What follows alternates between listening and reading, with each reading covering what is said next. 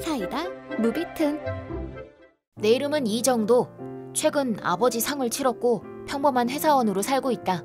절차도 복잡하고 할 것도 많아서 아버지의 죽음을 슬퍼할 경황도 없이 장례를 마치고 겨우 한숨을 돌리고 있을 때였다. 아버지가 돌아가신 것은 슬펐지만 아버지가 나를 위해서 땅을 남겨주셨다는 것을 알았다.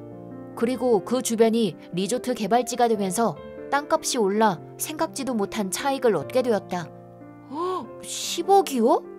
로또를 맞은 기분이 이런 걸까 싶었고 나와 아내는 뜻하지 않은 행운에 흥분했다. 하지만 이 돈은 아버지가 마지막으로 남겨주신 소중한 유산인 만큼 야금야금 써서 없앨 게 아니라 유용하게 써야겠다고 생각했다. 아이들한테는 유산으로 거금이 생겼다는 말은 하지 않기로 했다. 두 아이 모두 입시를 앞두고 있었고 괜히 들뜨기라도 하면 공부에 방해만 될 것 같은 생각이 들어서였다. 아버지한테 감사해야겠다.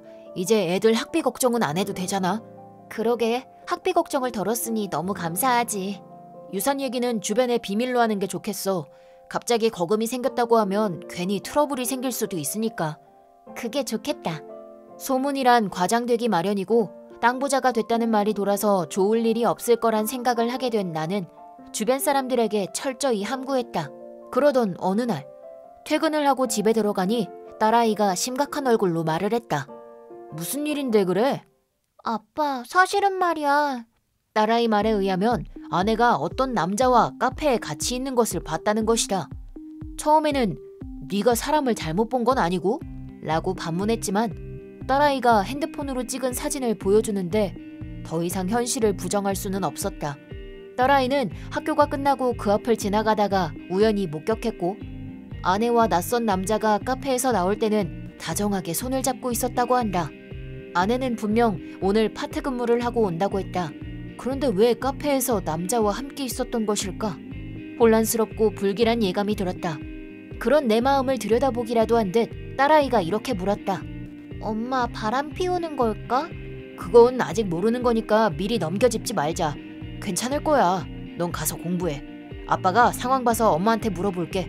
응. 딸아이는 그렇게 대답하고 자기 방으로 들어갔다. 도저히 믿기지 않는 얘기였다. 하지만 사진 속에 있던 여자는 분명히 아내였다. 딸아이가 합성 사진을 만들어서 날 놀릴 이유도 없고 의심스러운 아내의 행동으로 최근에 파트 근무가 바쁘다면서 집에 늦게 들어오던 일이 잦았던 게 생각났다. 요즘 들어 부쩍 화장품도 늘고 옷도 자주 샀던 것도 떠올랐다. 다음날 딸아이에게 들었던 얘기를 해주고 어떻게 된 일이냐고 묻자 처음엔 친구라며 대충 넘어가려고 했다. 하지만 어제 그 사진을 보여주자 순간 얼굴 표정이 싹 바뀌었다. 이 사람은 누구고 어떻게 된 건지 말해봐. 그거는 그러니까... 사진을 보여주자 당황하며 말을 더듬었지만 잠시 후 순순히 바람 피운 것을 인정했다. 그래, 맞아. 나 남자 생겼어. 지금이 어떤 때인지 몰라? 수험생이 둘씩이나 있는 엄마가 나가서 바람을 피운다는 게 말이 돼? 나도 힘들어. 매일매일 집안일에 나가서 파트 근무. 나도 쉬고 싶다고. 위로받고 싶어서 그랬어. 왜? 불륜 상대는 파트 근무하는 곳의 상사이고 집안일과 아이들 뒤치다꺼리에 지쳤다고 했다. 아이들이 중요한 시기인 만큼 불륜 상대와 정리하고 가정에 충실하라고 말했다. 하지만 아내는 그 남자 없이는 살 수 없다. 절대 그 사람과 헤어질 수 없다고 했고 그 말에 나는 몹시 충격을 받았다. 오랜 시간 부부로 가족으로 살아온 아내에게 이런 말을 들어야 하다니 나는 이제 아내에게 쓸모없는 존재라는 생각이 들었다. 그렇다면 남은 선택은 이혼밖에 없다는 생각에 이혼 서류를 내밀었다. 이런 상태로 부부관계를 유지해봐야 서로 더 불행해질 뿐이라는 의견에 나도 아내도 동의했다. 난 서류에 사인했으니까 당신이 사인해서 법원에 제출해. 알았어. 애들 문제는 어느 쪽을 택할 건지 애들 의견에 따를 생각인데 당신도 동의하지? 그렇게 해. 아내는 집을 나갔고 아이들이 엄마의 뒷모습을 보며 슬퍼하는 모습을 보니 마음이 너무 아팠지만 어쩔 순 없었다. 나중에 딸아이에게서 들은 바로는 아내가 카페에서 만난 남자에게 유산에 관해 얘기를 하는 것 같았다고 했다. 이혼이 정식으로 성립되고 며칠 후 당신 대체 뭐야? 무슨 일이야? 나한테 위자료 청구했어? 당신 머리가 어떻게 된 거 아냐? 이혼한 아내가 갑자기 집으로 와서 화부터 냈다. 아마도 내가 보낸 서류를 받은 것 같았다. 이혼을 하면서 변호사를 통해 절차를 밟았고 위자료 청구 및 아이들 양육비 등에 관한 자세한 내용을 서류로 보냈다. 위자료란 건 이혼의 원인이 상대에게 있을 때에만 청구할 수 있는 거야. 당신 그런 기본 상식도 모르고 있었어? 무슨 소리? 잘 아니까 당신한테 청구한 거지. 내가 바람 피워서 이혼했다 이건가 본데 당신이 정신적으로 날 괴롭혀서 내가 바람을 피운 거니까 원인 제공자는 결과적으로 당신이야.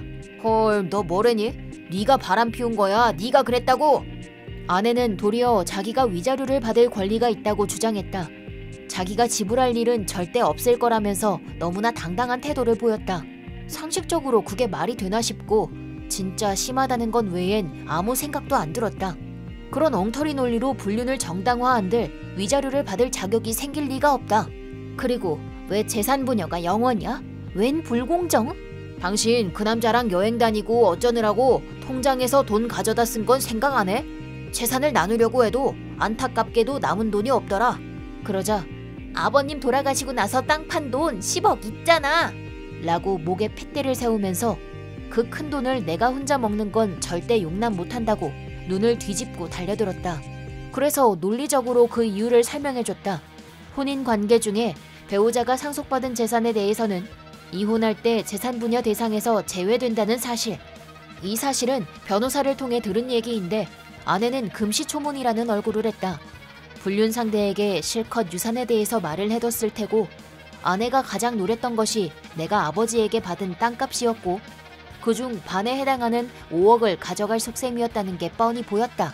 법률적 근거를 설명하자 금세 얼굴에서 핏기가 가셨다. 그럼 나는 재산 분여도 없이 위자료하고 양육비를 내야 된다는 거야? 그래, 제대로 이해했네. 난 용납 못해! 내가 청구한 위자료는 1,500만 원. 불륜 상대에게도 동일 금액을 청구했으니 총 3천만 원에 달한다. 재산 분여를 받을 수 없고 당연히 5억이 물거품처럼 사라졌다는 걸 알게 되자 그럼 애들은 내가 데려갈게 라고 말했다. 그렇게 하면 양육비는 지불하지 않아도 되고 얄팍한 속셈으로 역으로 나한테 양육비를 받아낼 수 있다고 생각한 거겠지. 한 명은 대학생이고 한 명은 고등학생이니까 둘 다 돈이 적잖이 들어갈 거야. 한 달에 200만 원 정도 양육비로 주면 그걸로 합의해 줄게 라면서 뻔뻔한 소리를 늘어놓는 아내의 모습에 기가 막혀서 말문이 막혔다. 일반적으로 양육권은 엄마한테 유리하다는 둥, 애들은 아빠보다는 엄마를 더 필요로 한다는 둥, 자기 주장만 하염없이 늘어났다. 폭주하는 아내의 입을 막기 위해 애들 나이가 몇이냐고 물었다. 설마 애들 올해 나이가 몇인지 까먹은 건 아니지? 누굴 치매노인 취급해? 내가 애들 나이도 모를까봐? 법적으로 만 15세 이상인 경우에는 양육권에 관하여 자녀의 의견이 우선시된다. 이 문제는 이미 이혼 전에 확인한 문제인데 애들 엄마는 벌써 잊어버린 것 같았다. 아이들은 둘 다 아내가 아닌 나와 함께 살고 싶다고 했다. 애들 엄마는 그 얘기를 듣고 화를 냈다. 애들이 그럴 리가 없어. 당신이 언제부터 애들 신경 썼다고 그래? 일 핑계대고 집엔 맨날 늦게 들어왔잖아. 당신이 다른 남자랑 만나는 걸 제일 먼저 한 게 누군 줄 알아? 당신 딸이야. 그래서 그게 뭐 어쨌다는 건데? 엄마의 추태를 본 아이들이, 그것도 사춘기의 예민한 시기의 아이들이 엄마를 선택할 리 없었다. 아들아이는 원래부터 아빠를 잘 따르던 편이라 두 아이 모두 아빠와 같이 살겠다고 한 것이다. 하지만 아내는 내가 아무리 설명을 해도 애들한테 직접 듣기 전까지는 믿을 수 없다며 무작정 만나게 해달라고 했다. 지금까지 애들을 키운 게 누군지 아냐며 소란을 피워댔다. 이렇게 흥분한 상태에서 애들과 아내를 만나게 하는 건 위험하다고 판단한 나는 지금은 그럴 수 없다고 잘라서 말했다. 예상대로 친권, 양육권은 나에게 돌아왔고 아내는 위자료와 양육비를 지불하게 됐다. 그 후 불륜남의 아내로부터도 위자료를 청구받게 되었다는데 두 사람이 지불해야 하는 위자료는 모두 6천만 원이나 된 것이다. 불륜남은 유산으로 받을 돈이 5억이나 된다는 말만 믿고 돈 걱정은 전혀 하지 않고 이혼을 했기 때문에 수중에 돈이라고는 거의 없었다. 두 사람의 불륜 관계는 이미 3년이나 됐다고 하는데 그동안 나는 전혀 눈치채지 못하고 있었다.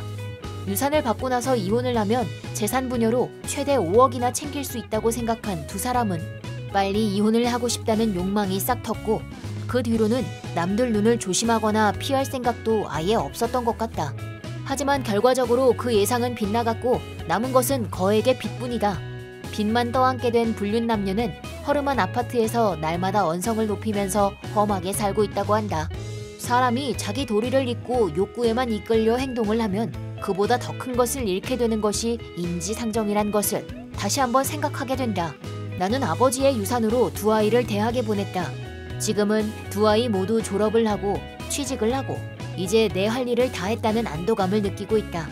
이제 좀 있으면 이 아이들이 부모가 되는 날이 오겠지. 이번 영상은 어떠셨나요? 재밌게 보셨다면 구독, 좋아요에 댓글까지 달아주시면 감사하겠습니다. 그럼 다음 영상에서 만나요.